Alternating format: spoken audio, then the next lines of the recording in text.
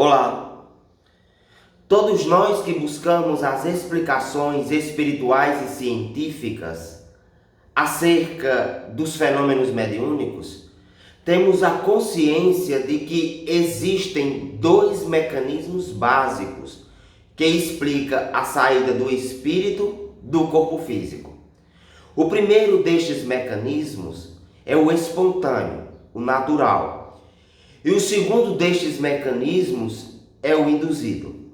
Um exemplo clássico do mecanismo espontâneo natural é o sono, aquele que nos visita todas as noites.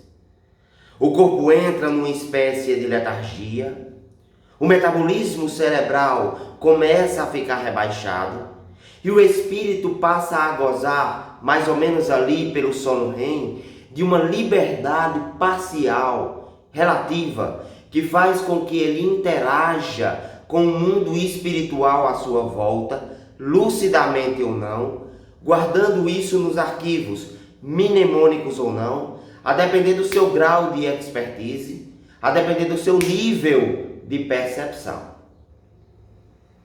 Já um exemplo clássico do mecanismo induzido encontra-se na hipnose, na sugestão mental em si, onde um magnetizador experiente externo ou o próprio indivíduo dotado deste conhecimento por meio da auto-hipnose leva a consciência do estado natural em que se encontra para o estado SDAIL ou para o sono hipnótico. Os espíritos vão nos dizer que é impossível acessar o inconsciente de forma tão profunda em estado natural de vigília.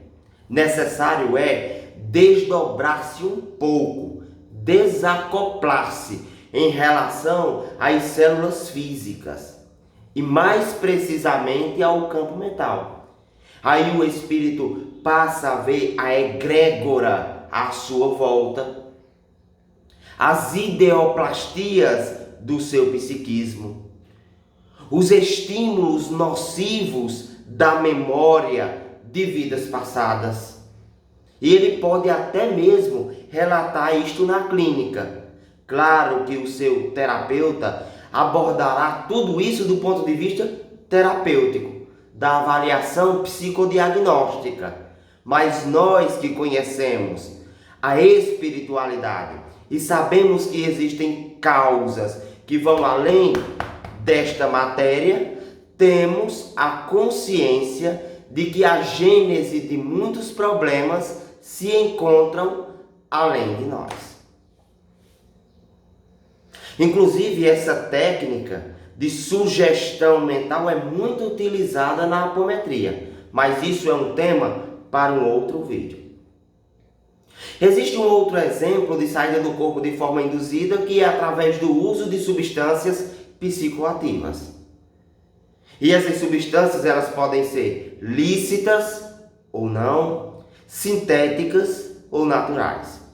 Antes que venha um ou outro me criticar no comentário, nós gostaríamos de dizer que não estamos em condição alguma de julgar quem quer que seja que faça uso destas substâncias para as suas experiências espirituais, pois nós entendemos, Anderson e os espíritos que estão à nossa volta, que cada um faz da sua vida o que bem entender, através das possibilidades que possui e do livre-arbítrio que é inerente a todos nós.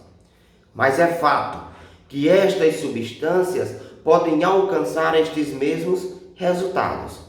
Eu já vi, por exemplo, pacientes em unidade de terapia intensiva receberem bolos de fentanil e de midazolam e saírem do corpo sem dificuldade alguma, sem bloqueio algum, inclusive lúcidos da situação em que se encontravam.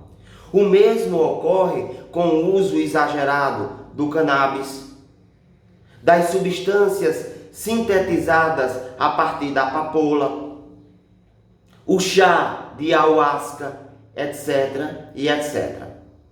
Tem algumas dessas drogas que são mais potentes do que outras a partir dos seus resultados. Por exemplo, uma bala de LSD tira o espírito do corpo em milésimo de segundo, fazendo aquele que ingeriu esta substância entrar no mundo espiritual com a percepção muito aguçada pela hiperexcitação dos neurônios. Mas uma coisa é necessário também frisarmos: nem todas viagens como estas são seguras. Porque nós não temos a certeza de que estamos acompanhados por espíritos protetores, por espíritos nobres. Muitas vezes o uso destas substâncias se fundamenta na angústia, na dor, na fuga do mundo real. Em algumas outras situações, o indivíduo ingere estas drogas pela euforia, por estar presente numa balada e querer acompanhar o fluxo das coisas.